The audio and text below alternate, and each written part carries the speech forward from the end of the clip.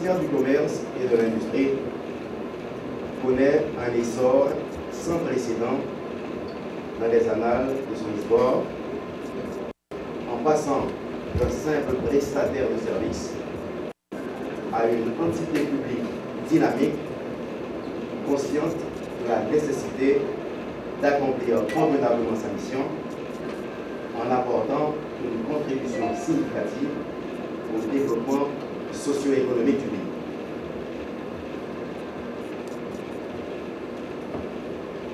Ce saut qualificatif vers la modernité est à mettre à l'actif du ministre sortant, M. Wilson Lalonde, qui, dès son arrivée à la tête de l'institution, a compris l'urgence de renforcer les capacités institutionnelles du ministère en vue de lui permettre de créer des conditions propices à l'amélioration de l'environnement d'affaires, de doter le pays d'infrastructures économiques et de concevoir et mettre en œuvre des instruments de développement économique qui représentent tous des corollaires indispensables à l'attraction des investissements nationaux et étrangers dont le pays a besoin pour le développement des entreprises et la création d'emplois.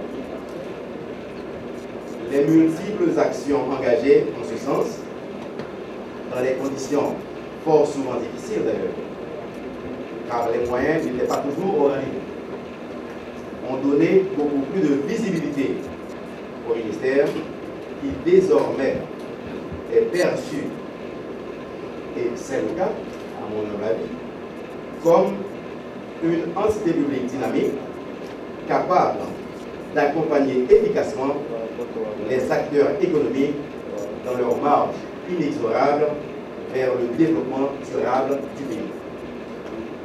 Soyez-en honorés, Monsieur le ministre. Ainsi, j'associe ma voix à celle de tout le personnel pour vous souhaiter du succès dans vos nouvelles fonctions.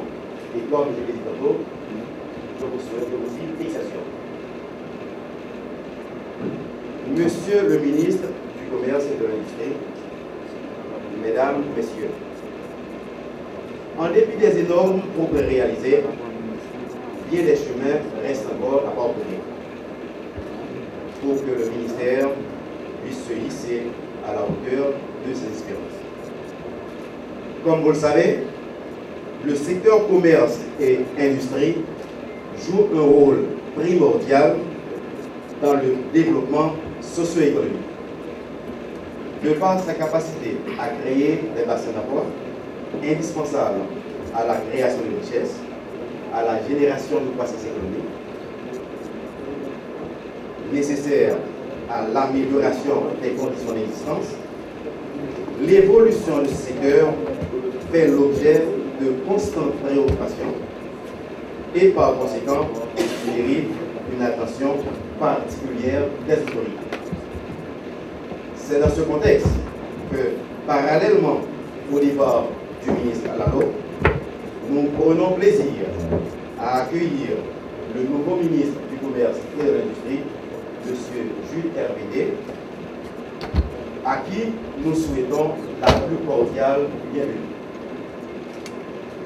Mesdames, Messieurs, pour peu que je sache, le ministre D est un technicien chevronné qui a parcouru les artères de l'administration centrale de l'État en y offrant de bons et loyaux services jusqu'à atteindre de très hauts niveaux de responsabilité. De ce fait, ne doutons nullement de sa grande capacité d'adaptation rapide à des situations nouvelles et d'anticipation prochaine. Et me référant à sa longue carrière et à ses compétences éprouvées dans la gestion de la chose publique, j'augure déjà que sous son administration, le ministère du Commerce et de l'Industrie continuera son ascension fulgurante vers la modernisation et la dynamisation du secteur des affaires au grand bénéfice de la population. Dans cette perspective, je prends la liberté, Monsieur le ministre, de vous promettre le support inconditionnel et l'entière collaboration de tout le personnel, y compris moi-même, au nom duquel je vous souhaite le succès le plus retentissant. Merci.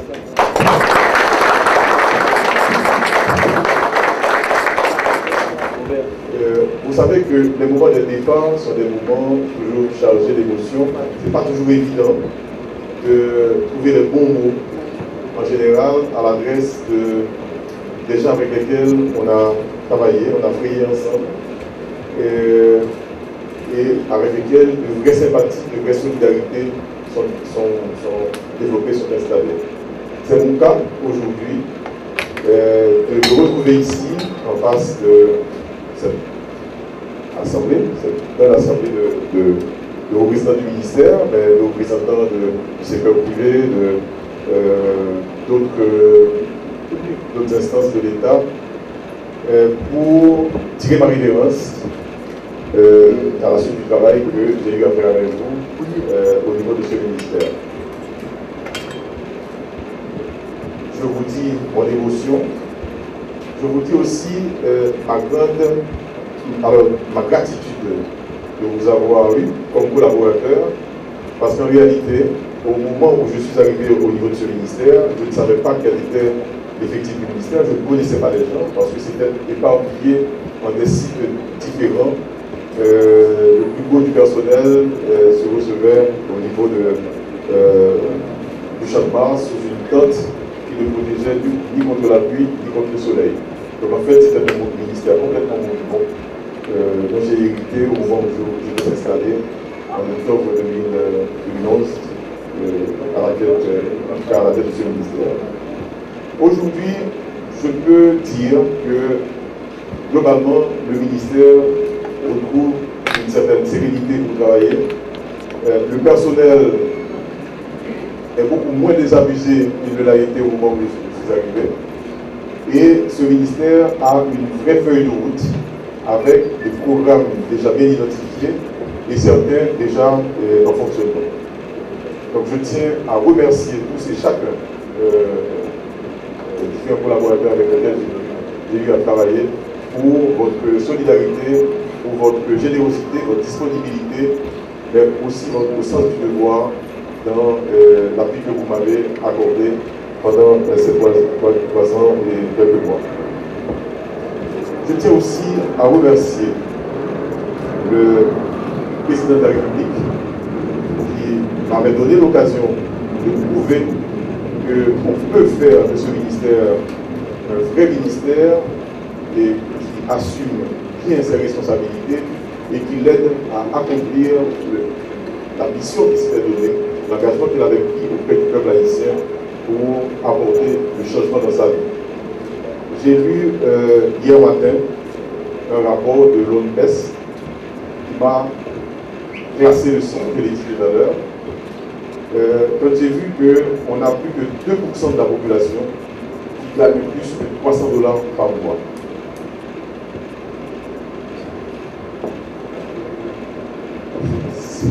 C'est compliqué, c'est extrêmement compliqué. Pour ceux qui comprennent ce que ça veut dire, c'est extrêmement compliqué. Il est de notre responsabilité que cela change. Parce qu'on ne peut pas avoir la stabilité dans ce pays. On ne peut pas avoir ce pays qui s'impose, qui se fait respecter, si on n'arrive pas à avoir une vraie politique de lutte contre la pauvreté, d'éradication de la pauvreté, une vraie politique d'élargissement de la classe moyenne en Haïti. Et pour ça, il y a un ensemble d'instruments qui sont développés ici ou là, mais en tout cas le ministère du Commerce et de l'Industrie s'est fait fort pour développer un ensemble d'instruments pour valoriser les actifs des citoyens, quelle que soit la nature de ces actifs, que ce soit leur force de travail, que ce soit une parcelle de terre, que ce soit une maison. On a développé des outils, des instruments dans ce ministère qui devraient permettre, si mis en place correctement, de changer les règles du jeu dans la vie des citoyens haïtiens. Et je me félicite que le choix du président de la République et du Premier ministre ait été porté sur quelqu'un d'expérimenté, quelqu'un qui a fait pratiquement qui a fait l'administration, qui a été ministre, qui a été chef de cabinet au niveau du Premier ministre. Donc c'est quelqu'un qui connaît l'administration et en plus qui est un ingénieur. Un ingénieur, c'est un créateur. Et ce que nous avons conçu au niveau du ministère, nous savons et nous croyons que ça va pouvoir être continué, renforcé, amélioré, mais au moins on va pouvoir continuer d'avancer avec RVD qui m'a dit une phrase qui m'habite, en tout cas pour laquelle je le félicite, de me dire que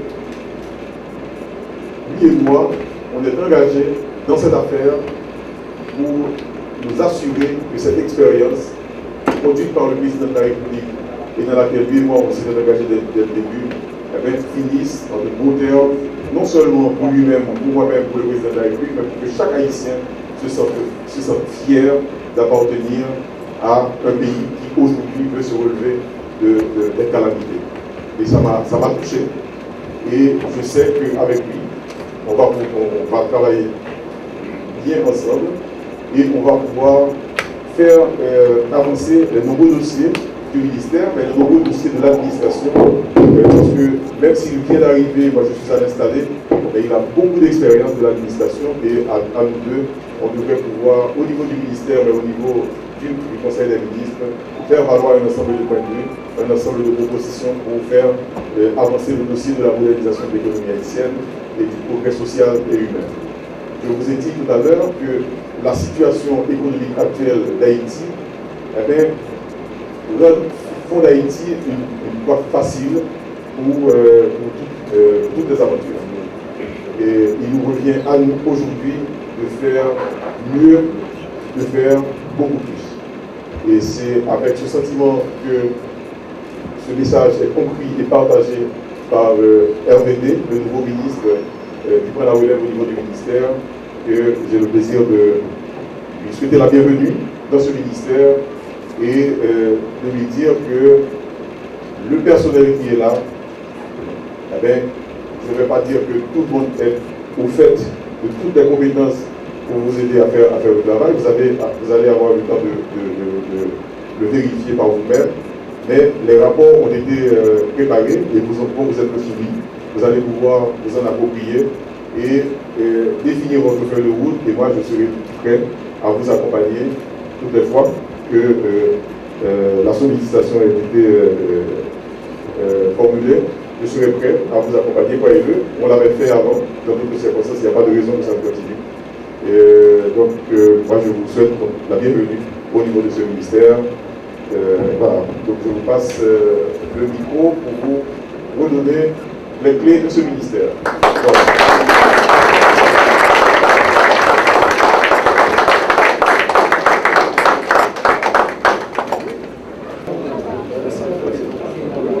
Monsieur le ministre de l'économie et des finances, monsieur le directeur général,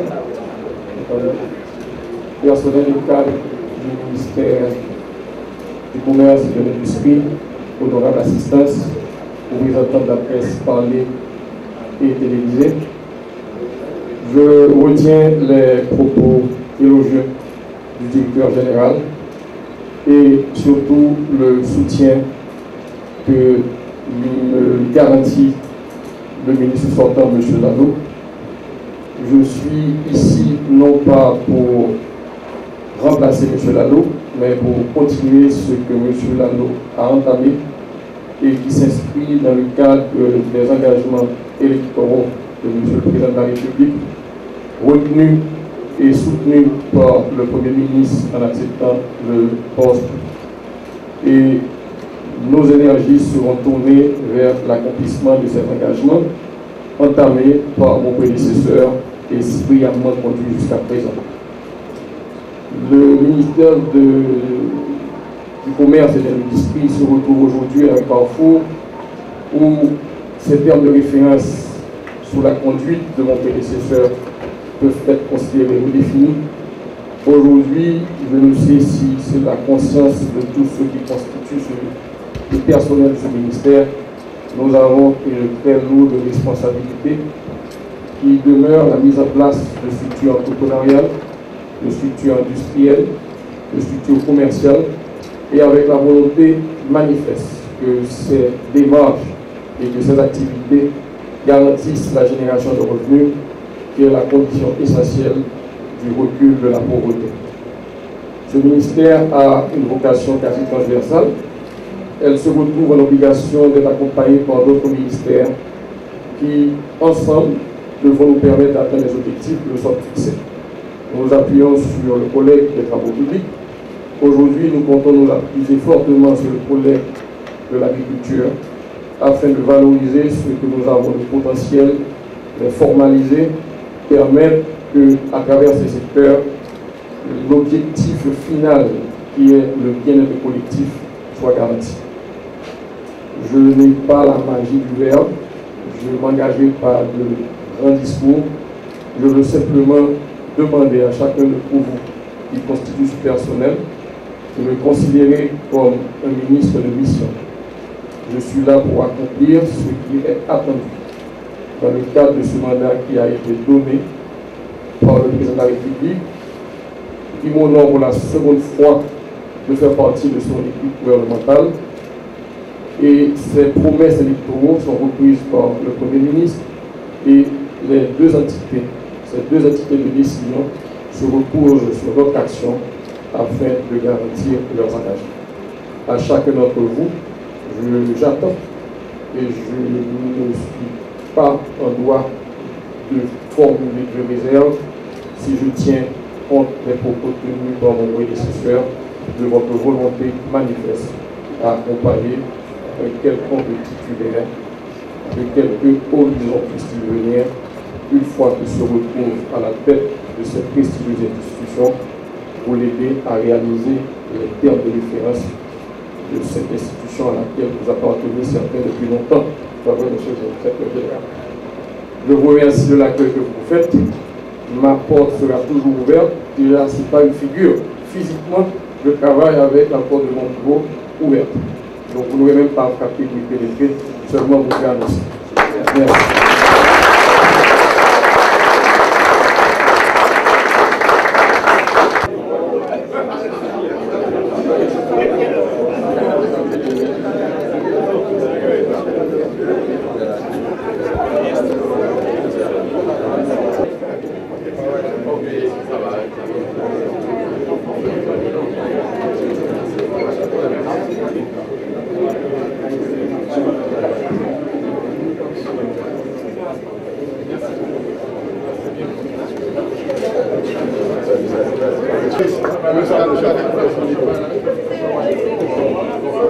On va lever nos verres pour saluer l'arrivée du nouveau ministre RVD à la tête du ministère, mais on lève surtout nos verres à Haïti, à l'économie haïtienne et à Haïti. Voilà.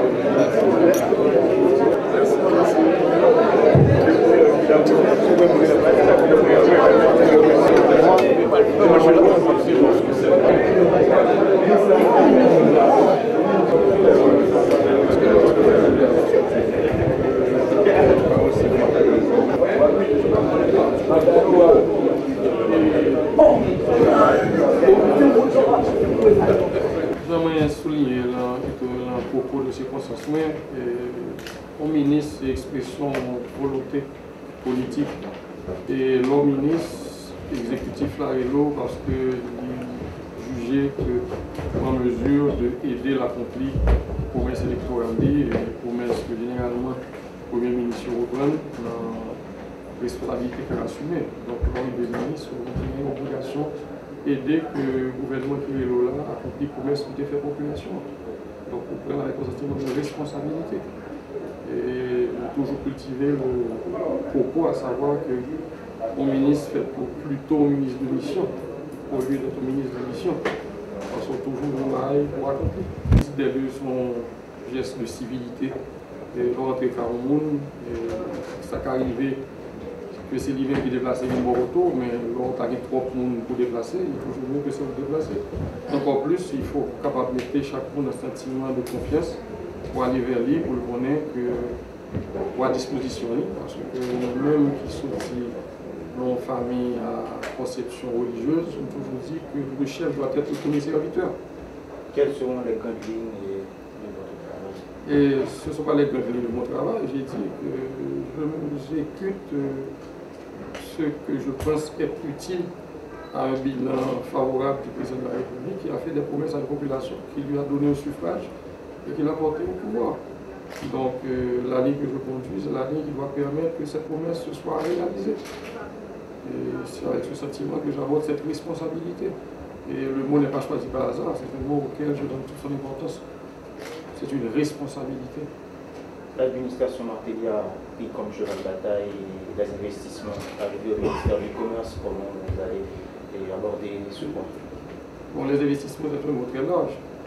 L'investissement fait partie de tout un paquet où on trouve tout ce qui doit permettre à ce que celui qui vient déposer son argent en un lieu ou dans un projet de quelque nature que ce soit, et d'abord ce sentiment que d'une part il va pouvoir valoriser cet investissement et ensuite que la structure qui le reçoit prendra toutes les dispositions pour permettre de garantir cet investissement.